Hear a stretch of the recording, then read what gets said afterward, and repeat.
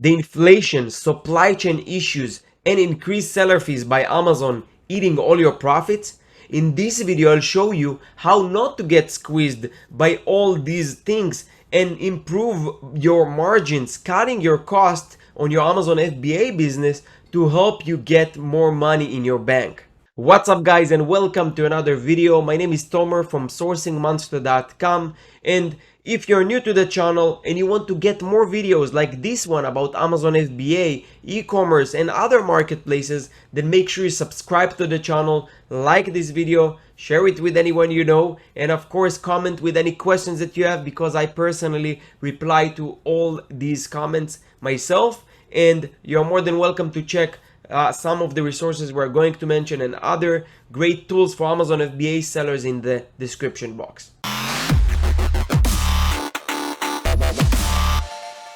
Alright, so we'll start with 11 tips to help you cutting costs and improving your margins. Those are very powerful, so make sure that you at least try some of them if you don't already doing them. And they might be simple, but they're very powerful, so make sure you take this seriously, because this will help you increase your margins. I did have a process in the last few months that I had to improve my margins by doing those things, so I can recommend from experience on my 7-figure business. We had a great year, and I'm really planning to have another great year, and this wouldn't be possible if I wouldn't do those things. So let's start with point number 1, and the order of things is not by the one that will help you improve your margins or cutting the cost. It's just randomly here by me just putting everything that I know.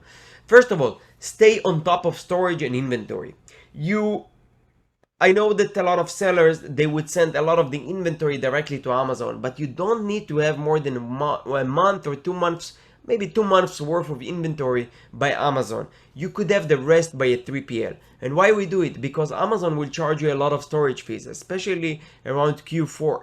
But even not on Q4, they will charge you more than what a normal 3PL will charge you. So this little hack will help you save good amount of money. The same with, this is something else about cash flow, but, make sure that you are really efficient and managing your inventory effectively. Point number 2, ship to a closer FBA locations. This tip alone saved me last year tens of thousands of dollars. I'm serious, tens of thousands of dollars. So what would happen is that a lot of times when, let's say you ship from, I don't know, I live in Florida, Amazon would require me to ship the inventory directly to California. Now, if it's 1 or 2 boxes, it doesn't make a big difference. But when we are talking about 100 cases, 200 cases, the difference could be hundreds of dollars per shipment. And when you ship a lot from your 3PL to Amazon, that's would come tens of thousands of dollars like I had. Now, there is a little trick in hacking to get this done by a special software that I'm using. So if you want to get a link to this one, make sure that you let me know in the comment section and I will share it with you. Point number 3, cut PPC costs. Now, how you cut PPC costs? There are a couple of things that are very obvious, but a lot of people don't do because they don't put enough attention into managing their PPC campaigns. They just set it there, they kind of forget about it, or they just, when they optimize things, they're only optimizing their bids. They don't really look on budgets, negatives, and doing it in a systematic way, in consistent way. And that's the power for it. So for example, when we're talking negatives, go and every day download your search term report, and every day, I'm not talking about every week, every day just skim the search terms that got clicks into your campaigns, into your products I mean, and see what kind of keywords, search terms and ASIN are not relevant.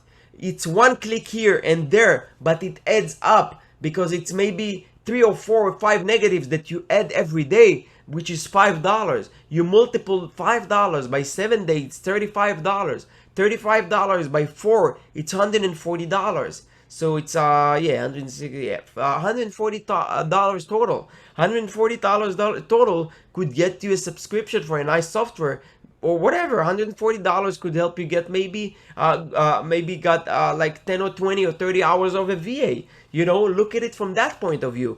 Now could, like in my campaign, it's like 10 to 15 negs a day. 10 to 15 negs a day, it's a lot of money. It's like $300 a month, you know? Decrease budgets for loser campaigns. So for example, I see this a lot of time. People, especially on just a little after launching a product, and they have a high ACOS, even for my campaigns. So what happened is that, don't let those campaigns waste money when the performance is so bad, So what I do is I cut the budget, and I do it purposely until I optimize the campaign to be in a good enough ACOS. So I don't want, while I'm optimizing and getting better ACOS, to spend so much money. But this is obvious, but a lot of people are not doing it. Another tip to cut PPC, because this is a big area, cutting, you can really cut a lot of costs there, improve your margins by launching new campaigns and really being hands on your PPC. Point number 4, cut on loser items that are losing money for you. And that's very hard to a lot of people. They launch a product, the launch doesn't go as expected, or the product doesn't sell as they want it to go, and they just keep pouring money. They keep investing in it, even though they know it doesn't going to sell like they want it to sell. Sometimes you just have to bear the loss, destroy the items, remove them, liquidate, whatever you do, just go into your next product. This is very obvious, but a lot of times it happens, even for experienced sellers, that they have a lot of products, they sometimes don't see it. So cut on the losers and move on. FBA tier changes. You can redesign your packaging in a way that will allow you to pay less fees. This is sometimes also things that a lot of people neglect. They think it's a product that sells well, and it's already in the market. They don't think about optimizing their packaging to save costs. This is huge. It's huge, not just on FBA fees, but it's also huge on saving on freight costs. So this is very powerful way to save a lot of money. And you have a lot of opportunity there, because a lot of times the packaging is not optimized. It has some spaces. It's maybe in a way or size that doesn't really being optimized to push a lot of pieces into one case, one carton, and that's a big deal. Product cost.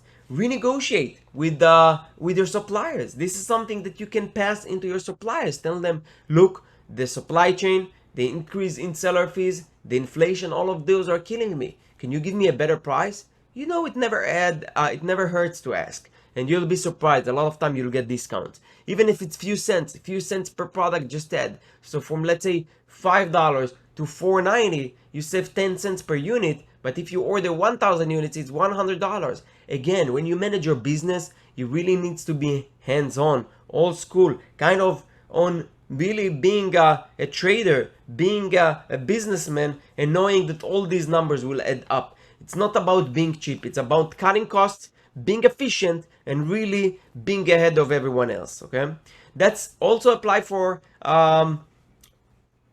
that's point number 7. Get more quotes from freight forwarders. You're working with one freight forwarder. I see this a lot. You have good relationship, but you don't even know that you could get much better price on other freight forwarders. And by the way, I partnered with a logistic company, and we offer really amazing prices. So even if you have a freight forwarder and you want to get a quote, ping me, comment, email me, tomer@sourcing-monster.com, and get a free quote. It doesn't cost you anything, and you can save a lot of money. Prices. Point number 8, prices. Try to raise prices. This is a really quick and big hack. A lot of time when you launch, you're on certain price and you forget about it. It makes good profit, but you can increase it by $1 or $2 each time, and see until what point the actual sales are trying to decline or going down. When you see that you increase the price and sales are going down compared to what you had before, that means that the increase that you did is too high. So you want to keep the same amount of sales that you had before the increase. So if that works, that's a pure profit to your bank, to your pocket. So this is very powerful. Try that out. Another point number 1, subscription softwares and things that you are using for your business. A lot of times you subscribe to a software, I don't know, like Canva, Grammarly, whatever. I'm not saying that those are bad. I'm just saying you need to have a list of all the subscription softwares that you have. It's not a big deal, but again, it's add ups. and cut those that you are not using. A lot of times people have subscription, they don't use them. And even if you have an annual plan, you can always cancel it and get what they owe you. So use it wisely and cut on those that you don't really use.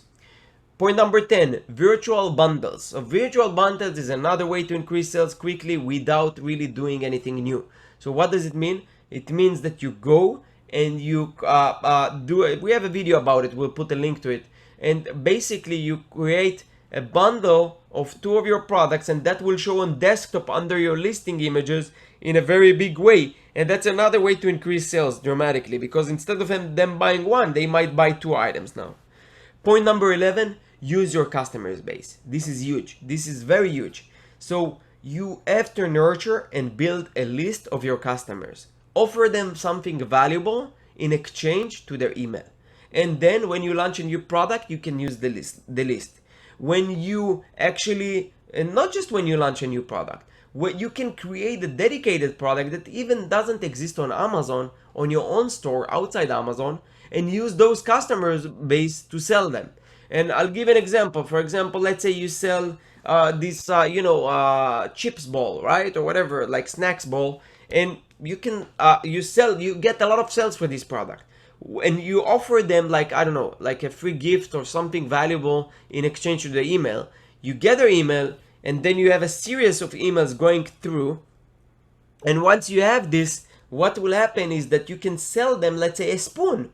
So this is a pure profit without really doing too much. And just an example, but yeah, use your imagination, your creativity to make sure that you kind of ahead of the game and doing things that sometimes are not easy, but you're doing them to cutting your costs and improving your margins. I really hope that this video helped you with those things, so you can have more money in your pocket at the end of the day compared to or instead of leaving it by Amazon. So that's it for this video. I'll see you in the next one. Thank you for watching.